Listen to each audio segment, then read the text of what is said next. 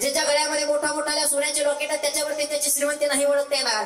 ज्याचे मोठा मोठाले बंगले, ज्याचे मोठा मोठाले फ्लॅट आहेत त्याच्यावरती त्याची श्रीमंती नाही ओळखता येणार. अरे श्रीमंती कोणाकडे म्हणावं? सगळ्या जगामध्ये श्रीमंत जर कोण असेल ना तर ज्याच्या घरामध्ये माय आणि बाप आहे ना, आणि ज्याच्या घरातल्या माईच्या आणि बापाच्या चेहऱ्यावरती कायम असतो ह्या जगात सगळ्यात श्रीमंत घरा. जय जय राम कृष्ण हरी जय जय राम. जीवनामध्ये आपल्या आई वडिलांना एक सांभाळ. ज्या आई वडिलांनी आपल्याला लहानाचं मोठं केलंय या आई वडिलांना कधीच विसरू नका. ज्याला हात नाही त्याला हाताची किंमत विचारा, ज्याला पाय नाही त्याला पायाची किंमत विचारा, ज्याला माय नाही त्याला मायेची किंमत विचारा, आणि ज्याला बाप नाही त्याला बाबाची किंमत विचारा. ज्याच्या जीवनामध्ये माय निघून गेली त्याला मायेची किंमत काय असते ते कळत. ज्याच्या जीवनातला बाप निघून गेला त्याला बापाची किंमत काय असते ते कळत. जीवनामध्ये जीवन जगत असताना त्याच्या आई वडिलांनी आपल्याला लहानाचं मोठं केलंय ना त्या आईला त्या बापाला कधीच विसरू नका बाबा.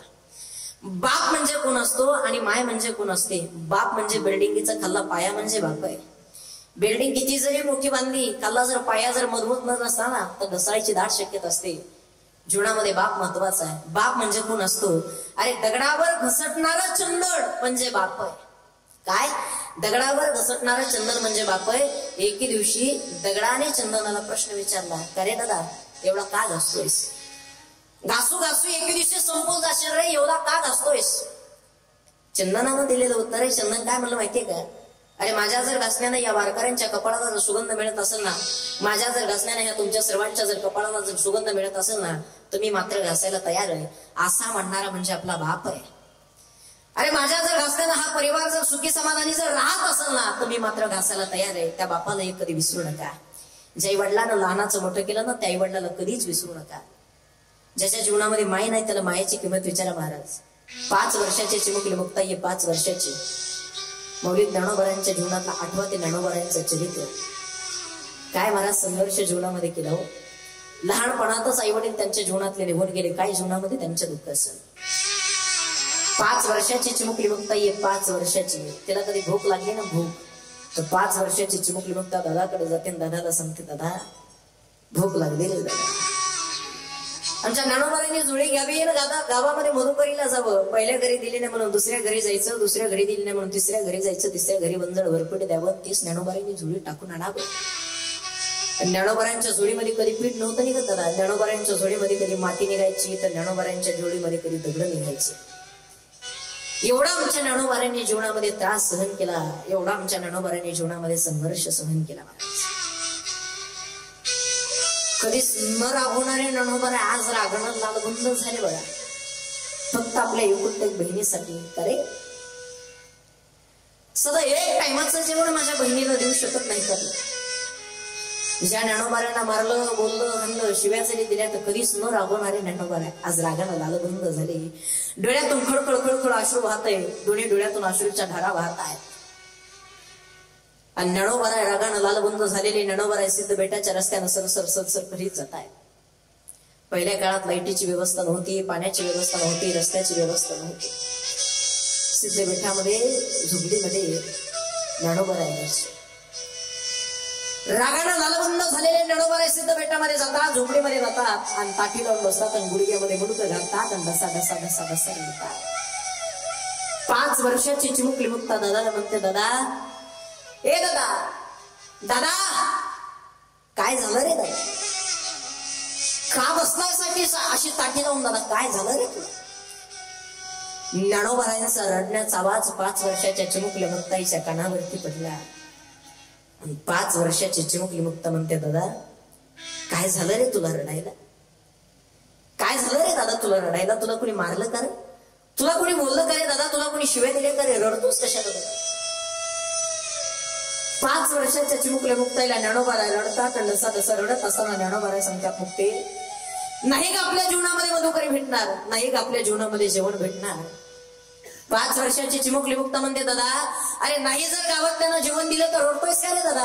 अरे तू योगी आहेस, तू महान आहेस, तू पुरुष आहेस. अरे पुरुषाचे लक्षण काय असतात रे? योग्याचे लक्षण काय असतात रे? अरे महान आहेस ना रे दादा, महानाचं लक्षण काय असतात रे? अरे पुरुष आहेस अशी ताटी लावून दुसमुख रे दादा, ताटी उघड रे बघा. 5 वर्षाची चिमुकली मुक्ता सिद्धेश्वराकडे जाते. सिद्धेश्वराला प्रतिज्ञा करते, काय रे सिद्धेश्वरा जीवनामध्ये आमच्या हा खेळ लावलायस, लहानपणातच आईवडील दिलीस आणि आता हा दादा ताठी लावून बसलाय, कोणाकडे बघून जगावं. चिमुकली मुक्ता म्हणते दादा ताट उघड.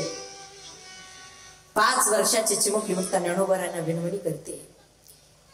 एवढा आमच्या ज्ञानोबारांनी जीवनामध्ये त्रास सहन केला बघा. ज्याच्या जीवनामध्ये आईवडील नाहीयेत ना त्याला आईवडिलाची काय किंमत असते ते विचार.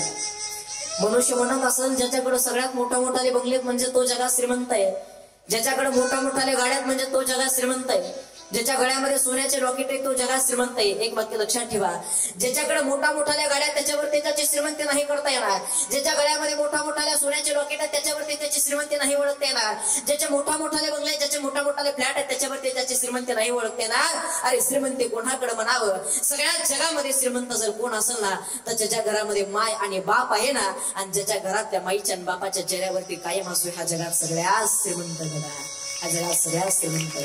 आईवडिलांना सांभाळा. ज्या आईवडिलांनी आपल्याला लहानाचं मोठं केलंय ना दादा, त्या आईवडिलांना कधीच विसरू नका. आळंदीला जाऊ नका, पंढरपूरला जाऊ नका, कुठल्याच तीर्थक्षेत्राला जाऊ नका. घरी बसल्या बसल्या जर आईवडिलाची जर सेवा केली ना तर आईवडिलांच्या सेवेचं पुण्य हे सगळ्या तीर्थक्षेत्राचं पुण्य घरी बसल्या बसल्या लागल. सेवा करत असताना आईवडिलांची सेवा करा. एवढ्या जीवनामध्ये ज्या आईवडिलांनी आपल्याला लहानाचं मोठं केलंय ना दादा, त्या आईवडिलांना कधीच विसरू नका दादा. एवढे 2 वाक्य जर माझ्या घरी घेऊन गेलात ना तर तुमच्या गावामध्ये माझं कीर्तन झालंय दादा, माझं कीर्तन. जास्त वेळ काही कधीच तुमचं मी घेणार नाही. एवढं सुंदर अशा प्रकारचं, एवढं गोड अशा प्रकारचं तुम्ही सर्वांनी केलेलं नियोजन आहे. तरी सुद्धा तुम्हाला सर्वांना द्यावे तेवढे धन्यवाद कमीच आहे. आणि त्याच्या छोट्याल्या मुलांसाठी सर्वांनी जोरदार टाळ्या वाजवा. आपला हा हिंदू धर्म, आपला हा वारकरी संप्रदाय टिकवायचं हे हातात कोणाचं असेल ना तर इथून पुढच्या पिढीच्या आणि तरुण मंडळीच्या हातात आहे. वारकरी संप्रदायामध्ये जेवढे विचार आहेत, वारकरी संप्रदायामध्ये जेवढे चांगले संस्कार आहेत का, त्याचे इतके चांगले संस्कार आणि त्याचे इतके चांगले विचार हे दुसरीकडे कुठंच नाही. आणि माझं हे कीर्तन फक्त छोट्या मुलांसाठी आहे. त्याच्यामुळे माझ्या मित्रांच्या जीवनामध्ये काहीतरी बदल व्हावा याच्याकरता मी अतिशय सुंदर अशा प्रकारचा एक लेख, एक संदेश माझ्याच नावावरती एक तयार केलेला आहे. हा बघा, 4 ते 5 कडव्यामध्ये हा संदेश आहे. ऐका भाविक मायबाप जिव्हाळा चैतन्याचा. हा 4 ते 5 कडव्यामध्ये हा संदेश आहे. हे कॅलेंडर प्रत्येकानं घरी घेऊन जावं. या कॅलेंडरची किंमत काही जास्त नाही, फक्त 20 रुपये ह्या कॅलेंडरची किंमत आहे.